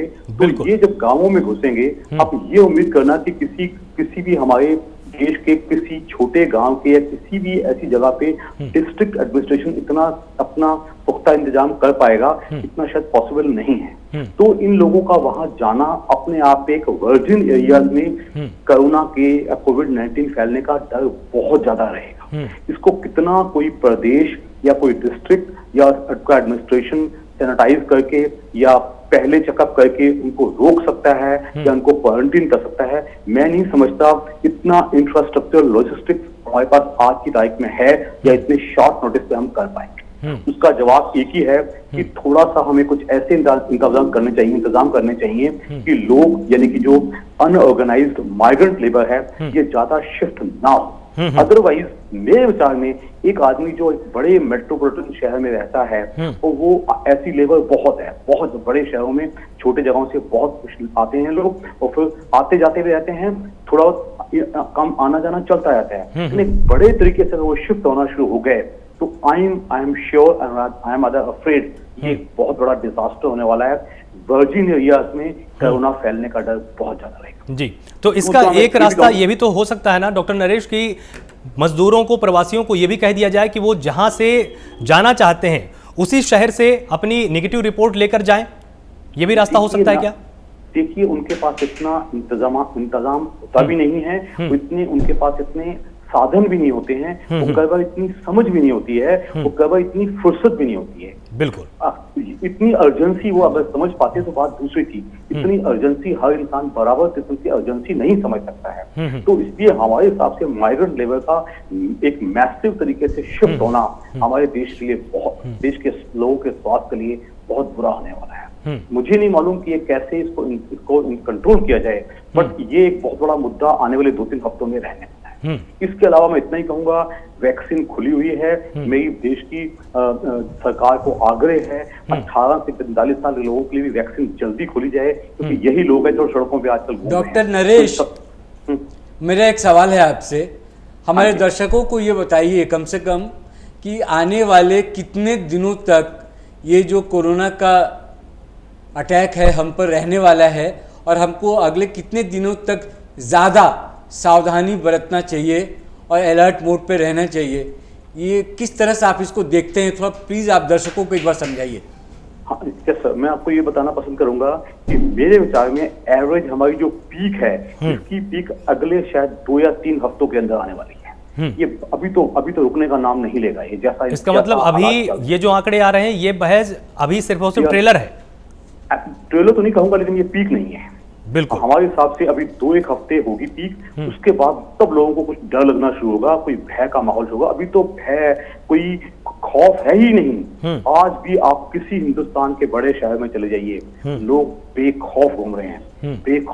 मुझे तो डर इस बात का है कि जो लॉकडाउन भी लग रहे होंगे वो भी पूरी तरह सफल हो पा रहे हैं कि नहीं हो पा रहे हैं। लोग उसमें भी चोरी करने की सोचते हैं कि मैं इधर कुछ कर लूं, मैं उधर कुछ कर लूं। तो मेरे हिसाब से सख्तियां और बढ़ानी पड़ेंगी, पेनल्टीज और बढ़ानी पड़ेंगी। हम समझते हैं कि 2-3 हफ्ते तो यात्रा रहेगा। उसके बाद सर मेरा जो लगता है कि इसके बाद शायद 3 हफ्ते बाद वो डाउन होना अपने आप शुरू हो जाएगा, क्योंकि ज्यादातर लोगों को हो चुका होगा, उनको इम्यूनिटी डेवलप हो चुकी होगी, और जो हमारे 10 करोड़ या 11 करोड़ लोगों को वैक्सीन लग चुकी है उसका भी कुछ इफेक्ट। ठीक है, अब हम इसका जवाब लेते हैं। अश्विनी शाही के पास एक बार चलते हैं। अश्विनी जी, जिस तरह से इन्होंने एक बहुत ही बड़ा संकेत दिया है कि अभी पीक आया नहीं है, 2 से 3 हफ्ते के अंदर एक बड़ा उछाल आने वाला है, उसके लिए आपकी तैयारियां क्या हैं? और जब पलायन होगा, जब प्रवासी मजदूर तमाम जिलों में जाएंगे, क्या आप उसके लिए बिल्कुल तैयार होंगे कि उनको भी सही इलाज मिल पाए, उनको भी वैक्सीन मिल पाए? आलोक जी, देखिए, प्रवासियों के लिए अभी हर जिले स्तर पर पिछली बार हर जिले मुख्यालय पर क्वारंटीन सेंटर बनाए गए थे। हर प्राथमिक स्कूलों को भी क्वारंटीन सेंटर में तब्दील किया गया था। पिछले साल काफी व्यवस्थाएं की गई थी। अब वो मैंने पहले भी कहा कि अब वो व्यवस्थाओं में थोड़ा सा हम फिसल पड़ गए थे। अचानक से ये वेग बढ़ा है और अभी जैसा डॉक्टर साहब बता रहे हैं, इसका 3-4 हफ्ते में और अभी पीक आएगा। तो अब सरकारें फिर से उसी स्तर पर जागरूकता के साथ काम कर रही हैं। पिछली बार हमने नवंबर दिसंबर तक के फ्री राशन बांटे हैं सारे प्रवासी मजदूरों को। 1000 रुपए उनको दिए गए हैं। ये सब सरकार ने व्यवस्था उनके साथ की थी पिछले बार। इस बार भी जो लोग आएंगे उनके साथ भी ये व्यवस्था की कहीं वो उनको भूख से कोई मौत ना हो या खाने का उनके पास सामान होना चाहिए। ये सारी व्यवस्था के साथ उनको रोजगार देने का भी काम करेंगे। और पूर्णतया लॉकडाउन इसलिए देख के नहीं किया जा रहा है कि अब हम लोग बहुत सी चीजों से वाकिफ हो चुके हैं। और पिछला अभी यामिनी जी ने भी बताया कि कितना नुकसान होगा। महाराष्ट्र के लॉकडाउन से उन्होंने बताया 40,000 करोड़ से ऊपर का नुकसान है। बिल्कुल। तो ये पूरे देश में कितना हुआ था, जीडीपी हमारी कहाँ गई थी। तो अब जो है, एक तो प्रवासी मजदूरों का मामला है, वो उसके लिए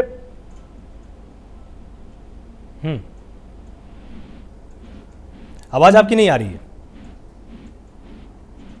ठीक है, अंशु जी के पास एक बार हम चलते हैं। अंशु जी, जिस तरह से इन्होंने भरोसा दिलाया कि जो भी प्रवासी मजदूर आएंगे उसकी हम मदद करेंगे, पिछले साल कांग्रेस ने भी बहुत अच्छा काम किया था, इसकी सराहना लगभग हर किसी ने की है। इस बार जब प्रवासी मजदूर पलायन करेंगे, आप किस तरह की मदद प्रवासी मजदूरों को करने वाले हैं? देखिए, हमने पहले भी कांग्रेस पार्टी ने, श्री राहुल गांधी जी ने लगातार मदद की थी। श्रीमती प्रियंका गांधी जी अपने घर से रहकर ही पूरा मॉनिटरिंग कर रही थी। जो संगठन के हमारा प्रत्येक कार्यकर्ता उसमें लगा हुआ था, हर तरीके से सहयोग कर रहे थे। दुर्भाग्य रहा, हमने 1000 बसें देने का काम भारतीय जनता पार्टी को किया था, लेकिन भारतीय जनता पार्टी अपना नकारा और निकम्मापन छिपाने के लिए उसमें उन्होंने गंदी राजनीति कर दी थी, जिसकी वजह से शायद बहुत सारे प्रवासियों को उन बसों का उपयोग करने का अवसर नहीं मिला। इस बार भी श्रीमती प्रियंका गांधी जी लगातार तत्पर है। स्कूटर का नंबर देकर बसों को लगाया गया था। कल ही उन्होंने पूरे प्रदेश स्कूटर के नंबर पर बस रुके वहाँ, और जयपुर में जो बिहारी मजदूर थे उन मजदूरों को वहीं छोड़ दिया गया और बसें ले आकर खड़ी कर दी गई आगरा के बाजार में। एक बार पहले उनको उनकी बात रख लें दीजिए, नहीं वो फिर आपके बीच में भी होती है, इसीलिए फिर बार बार बोलते हैं। रखने नहीं दिया तो उनकी बात कैसे रखने दिया? नहीं, बोल लें दीजिए एक बार, बोल उन्होंने हमको नहीं रखने दिया।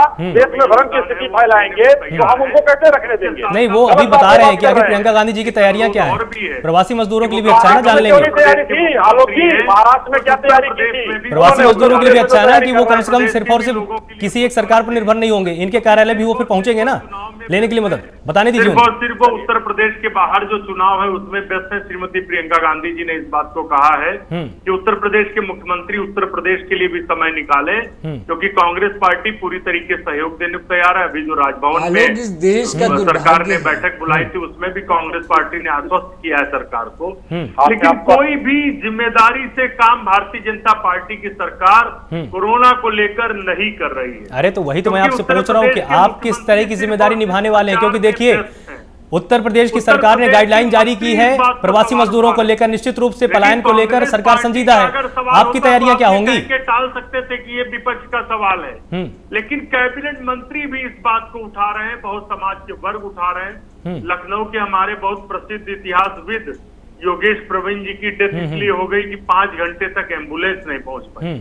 तो ये बहुत सारे कारण है। ये जो दिखता है कि उत्तर प्रदेश के मुख्यमंत्री और बीजेपी सरकार की वजह से उत्तर प्रदेश और बुरी तरीके से गर्त में जा रहा है।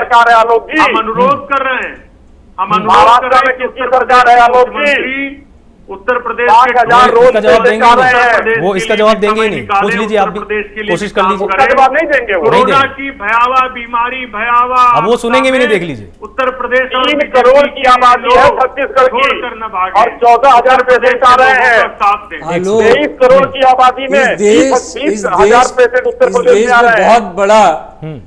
बहुत बड़ा त्रासदी इस देश के लिए कि मुद्दा चाहे कोई भी हो, इस देश ये एक ऐसा देश है जहां सेना के शहादत पे भी सवाल उठ जाते हैं। अब कोरोना जैसा मामला है जो कि पूरे देश के लिए, इसमें कोई पार्टी और कोई विपक्ष और कोई सरकार इस पे है नहीं, ही नहीं। तो राजनीति तो यहाँ पे सेना पे भी लोग राजनीति कर लेते हैं, सेना के शहादत पे, उनके निष्ठा पे राजनीति हो जाती है, सरकारों को लेकर, विपक्ष को लेकर। कोरोना एक ऐसा महामारी है जिसको लेकर हम सोच रहे हैं लगातार, हम अपने चर्चाओं में, अपने जब हम बैठते हैं बात करते हैं कि कोई एक पॉजिटिव बातें हो, रास्ता निकले, कुछ चीजें हो, लेकिन उस पर भी वो बसें आ जाती हैं, वो राजनीति होने लगती है कि बीजेपी चुप है तो हमने क्या किया, क्या अपनी सरकारों को देखना नहीं कि उनकी सरकारें जिस राज्य में क्या करती हैं। जी, अजीब हालात है। इसी प्रश्न को मैं दूसरे तरीके से पूछने की आपसे एक बार फिर से कोशिश करता हूं कि देखिए, पंचायत चुनाव चल ही रहे हैं, विधानसभा चुनाव भी आने वाले हैं, आपके पास एक अच्छा मौका है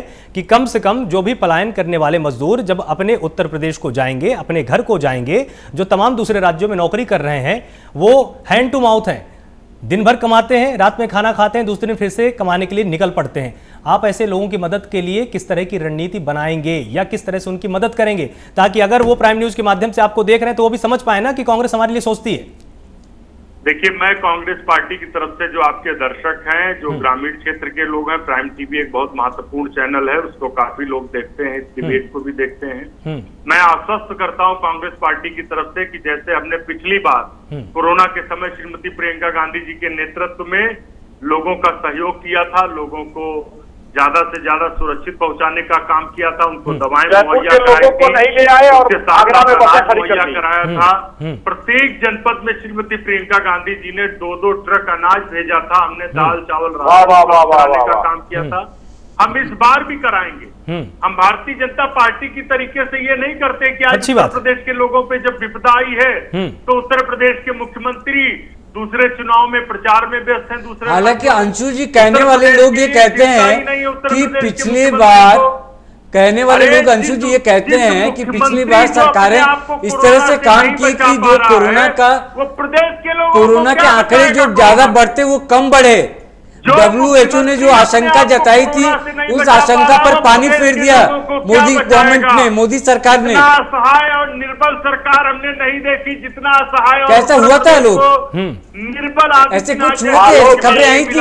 आलोक जी, एक सवाल हमारा इनसे है, उसका जवाब ये दे दें। पूछिए अंशु जी, सवाल आपसे पूछ रहे हैं, पूछिए। तो मजबूती से उनको मैं कह रहा हूँ साथ खड़ा होना चाहिए। एक बार भी कांग्रेस पार्टी ने सवाल उठाया, लेकिन ये कहा चुनाव आयोग से बंगाल में चुनाव बंद कर दिया जाए, तमिलनाडु में चुनाव खत्म कर दिए जाए, उत्तर प्रदेश में चुनाव न कराए जाए। कांग्रेस ने कहा कभी ये हमको ये जवाब प्रश्न तो हम पूछेंगे नहीं आपसे, ये प्रश्न ना हम आपसे पूछेंगे ना हम इनसे पूछेंगे, क्योंकि हम जानते हैं कि इसका जवाब क्या मिलने वाला है। इस पर रहिए ना। चलिए ठीक है, पलायन को लेकर जिस तरह से हम बात कर रहे हैं, ये इसलिए आज बहुत जरूरी है क्योंकि प्राइम न्यूज ने शायद आज पूरे दिन में सबसे पहली बार पूरे देश में, आप किसी भी न्यूज चैनल को आज लगा के देखिए, इस मुद्दे पर अभी तक बातचीत नहीं हुई है। प्राइम न्यूज ने आज इस मुद्दे को सबसे पहले उठाया। सबसे बड़ा मुद्दा था आलोक कि पलायन पिछली बार भी बहुत हुआ था। अभी तक सिर्फ हम बात इसलिए नहीं कर रहे थे कि लॉकडाउन की बात नहीं आ रही थी, लेकिन जब धीरे धीरे लॉकडाउन लगना शुरू होगा ना, तो ये समस्याएं आपके सामने मुंह बाय खड़ी रहेंगी और इसका रास्ता क्या होगा उस समय न सरकारें सोच पाएंगी, न विपक्ष बता पाएगा।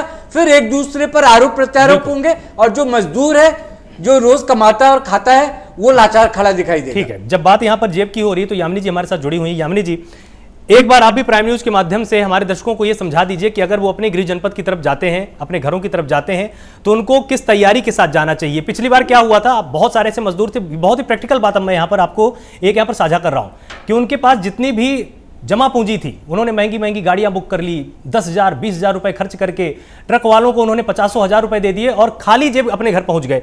उनको किस तरह की सावधानी अपनी अब की बार बरतनी चाहिए, क्योंकि हो सकता है कि अगले आने वाले 3 से 4 महीने बहुत ही विकट होने वाले हैं पूरे देश के लिए, और वो अफवाह में ना पड़े, कम से कम किसी तरह की अफवाह में ना जाए। जी यामिनी जी, देखिए, कोशिश यही करनी चाहिए कि वो जहाँ पे भी जाएं और वो जहाँ पर भी अपने आप को ज्यादा सेफ महसूस करें वहां जाएं, लेकिन ज्यादा लोगों के साथ ना मिलें, क्योंकि वो भी एक कैरियर हो सकते हैं कोरोना के, और उनके जो घर वाले हैं उनको भी दिक्कतें हो सकती हैं। जहाँ तक कोशिश करी जानी चाहिए कि राज्य सरकारें जहाँ जहाँ लॉकडाउन लगा रही है वहाँ उन मजदूरों को खाना और रहने की सुविधाएं दे ताकि उनको दिक्कतें ना हो। पर अगर वो सुविधाएं नहीं मिलती और ये वापस जाना चाहते हैं और आवश्यक सेवाएं हैं, तो कोशिश यही होनी चाहिए कि दूरी बनाए रखें, मास्क पहन के रखें, और अगर वो वैक्सीनेशन के उसमें आते हैं तो अपने आप को वैक्सीनेट कराएं और कोशिश करें कि अपने आसपास के लोगों को भी इस बारे में जागरूक करें जहाँ तक कोशिश हो सके। जी ठीक है। अश्विनी जी, जिस तरह से इन्होंने बात की कि सरकार की तैयारियां क्या होनी चाहिए, मैंने जो प्रश्न इनसे पूछा था वही प्रश्न मैं आपसे भी यहां पर पूछना चाहूंगा कि जब कामगार मजदूर आएंगे तो उनको किस तरह की आर्थिक मदद राज्य सरकार की तरफ से मिलेगी? क्या वो निश्चिंत रहे इस चीज के लिए कि पिछले साल की तरह आर्थिक बोझ उन पर नहीं पड़ने वाला है? एकदम, देखिए माननीय योगी आदित्यनाथ जी ने बार बार कहा है कि 23 करोड़ जनता हमारी जनता है और जिसमें भी प्रवासी हमारे मजदूर हैं, अगर ये ना करना होता तो पिछली बार जो मजदूर भाई हमारे आए उनकी स्क्रीनिंग कराकर उनका एक हम लोग स्किल मैपिंग कराए थे कि कौन क्या है, किस लेवल का काम करता है, तो कौन स्किल मजदूर है, कौन नॉन स्किल मजदूर है, इसकी लगभग जो है हमको काफी हमारे पास डेटा इकट्ठा हो गया।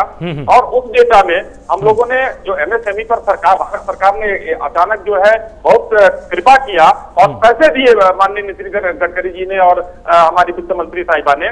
तो जब एमएसएमई उत्तर प्रदेश में ओडीओपी चल रहा है, इन लोगों को यहाँ काफी लोगों को रोजगार भी मिला जो स्किल लोग हैं और वो आज बहुत प्रसन्न है अपने प्रदेश में। आप कभी आपके चैनल के माध्यम से कभी मौका मिले इस कोरोना के बाद तो आप एक बार सर्वे कराइए उत्तर प्रदेश में कितने प्रवासी मजदूर जो है यहाँ पर अकोमोडेट किए गए हैं। उसी तरीके से इस बार भी आगे की चीजें सोच ली गई है। माननीय मुख्यमंत्री जी कोरोना से पीड़ित हैं, लेकिन उसके बावजूद भी वो वहां से अपनी चीजें रोज नजर बनाए हुए हैं, वीडियो कॉन्फ्रेंसिंग के माध्यम से अपनी सारी सलाह सभी चीजें दे रहे हैं। उन्होंने आगे का सोच लिया है कि हमारे जो भाई अभी लौट रहे हैं उनको कहीं कोई दिक्कत ना हो, कोई परेशानी ना हो, उनके घरों तक रोडवेज की बसें जाकर उनको पहुंचाएं जो ठीक है, और नहीं तो आइसोलेशन में रखा जाए, उनको दवाई उनको खर्चे दिए जाए। ठीक है। अंत में प्रेम जी मैं आपके पास आना चाहूंगा ताकि आपके संपादकीय पक्ष को हम यहाँ पर समझ पाए। जो पलायन करने वाले मजदूर हैं उनको अब किस तरह की सावधानी रखने की जरूरत है, क्योंकि पिछले साल बहुत ही पैनिक सिचुएशन हो गई थी, लोग पैदल घरों की तरफ भाग चले, किसी के पास जूते नहीं थे, किसी के पास पैसे नहीं थे, किसी के पास संसाधन नहीं थे, लोग रास्ते में मर गए, कई लोग अपने घरों तक पहुंच ही नहीं पाए। अब इस परिस्थिति में लोगों को क्या सावधानी रखनी चाहिए ताकि हम कोरोना से भी जीत पाएं और अपनी जिंदगी भी हमारे पास सलामत रहे? आलोक, मैं इन 3 बिंदुओं पर आपका ध्यान अभी लाना चाहूंगा। पिछले 1.5 घंटे में हमने जो चर्चाएं की वो 3 बिंदु थी। सबसे पहले कोरोना का पूरे देश में अभी क्या हाल है, किस तरह से संक्रमण बढ़ रहे हैं। दूसरा, उसका असर क्या हो रहा है। असर यानी कि या तो आप नाइट कर्फ्यू में जा रहे हैं या फिर आप लॉकडाउन की तरफ बढ़ रहे हैं, वीकेंड लॉकडाउन हो या फिर वो आंशिक लॉकडाउन महाराष्ट्र में जो है वो हो। 2 चीजें। अब तीसरा एक बहुत बड़ा पक्ष है, ये तीसरा पक्ष ये है कि जब लॉकडाउन की तरफ हम धीरे धीरे बढ़ेंगे तो पलायन एक बड़ा सवाल बनकर हमारे सामने खड़ा होगा। बिल्कुल। उस सवाल के लिए हमारे पास जवाब क्या है। सरकारों, जो सरकारें हैं, राज्य सरकारें हैं, केंद्र सरकार है, उनकी तैयारी क्या है। ये 3 बिंदुओं पर हमने बात की, उस पर चर्चा की और आगे भी हम इस पर करते रहेंगे। प्राइम न्यूज देश के एक ऐसा चैनल है जो आज पलायन पर सबसे पहले चर्चा अपने मेहमानों के साथ की, अपने स्टूडियो में, और अपने गेस्ट जितने भी थे उनसे जानना कि आगे हम क्या कर सकते हैं, कैसे इसको कंट्रोल करेंगे या इसके लिए रोड मैप क्या होना चाहिए, और जो तैयारी योगी आदित्यनाथ की है उन्होंने क्या गाइडलाइंस जारी की, इस पर हमने चर्चा की। आगे भी हम दर्शकों को यह बता दें कि पलायन को लेकर, प्रवासी मजदूरों को लेकर जो भी हमारे पास खबरें आएंगी, जो मुद्दे बनेंगे, जो उनके सामने सवाल खड़े होंगे, बुनियादी सवाल जो खड़े होंगे, उन सवालों को लेकर प्राइम न्यूज आप तक लगातार आएगा। और हमारे तमाम मेहमान, चाहे वो बीजेपी से हो, कांग्रेस से हो, सपा से हो, बसपा से हो, किसी भी पार्टी से हो, उनको मंच देंगे और अपनी अपनी राय रखेंगे, बात करेंगे। और इस पर हमारी बड़ी कवरेज लगातार जारी रहेगी, क्योंकि प्रवासी वाला मामला जो है, प्रवासी मजदूरों का मामला जो आलोक है, वो अब आएगा धीरे धीरे जैसे ही लॉकडाउन होगा। अभी सैटरडे संडे हो रहा है, फिर अगर ये हफ्ता में या लगातार 24 घंटे हम लॉकडाउन में जाते हैं तो ये एक बहुत बड़ा चैलेंज, चुनौती बनकर हमारे सामने आने वाला है, जिस पर हम काम करेंगे। 2 लाइन में मैं बता दूं, जो आपका बुनियादी सवाल था कि क्या सावधानी बरतनी चाहिए, तो प्राइम न्यूज अपील करता है उन लोगों से जो अगर ये सोच रहे हैं कि लॉकडाउन में उनको यहाँ से एक पर्टिकुलर जगह से, एक खास जगह से कहीं उनको जाना है, अपने घर की ओर जाना है या कहीं और माइग्रेट करना चाहते हैं, तो वो किसी भी तरह के अफवाह में ना आए। जो सरकार के तरफ से, जो प्रशासन के तरफ से उनको गाइडलाइन दी जा रही हैं, उनका पालन करें, सही सूचना लेकर जाएं, जो सूचना उनके पास हो, पुख्ता सूचना हो, उसी पर वो अमल करें, किसी के बहकावे में न जाएं, व्यर्थ में, फालतू में पैसा खर्च न करें, पैनिक की स्थिति न बनाएं, न बनने दें। बिल्कुल। आप सभी मेहमानों का बहुत बहुत शुक्रिया हमारे साथ जुड़ने के लिए। आप सभी ने बहुत ही बुनियादी पक्ष आज रखे और जो सबसे बड़ा मुद्दा आज उठकर सामने आया और उसको प्राइम न्यूज ने अपने दर्शकों के साथ साझा किया, पलायन। पिछले साल की जो सबसे दर्दनाक तस्वीरें हमने देखी थी वो पलायन की ही थी। तमाम ऐसे लोग जो अपने घरों के लिए निकले थे लेकिन रास्तों में कहीं खो गए, अपने घर तक नहीं पहुंचे। आप सभी जो भी प्राइम न्यूज के दर्शक हैं और जो भी आपके सगे संबंधी हैं, परिवार वाले हैं, उनको समझाइए कि इस तरह की परिस्थितियां ना हो। इसीलिए आप बिल्कुल भी कोरोना के इस काल में पैनिक ना होइए, घर पहुंचिए लेकिन सुरक्षित संसाधनों के जरिए पहुंचिए और लगातार जुड़े रहिए प्राइम न्यूज के साथ। नमस्कार।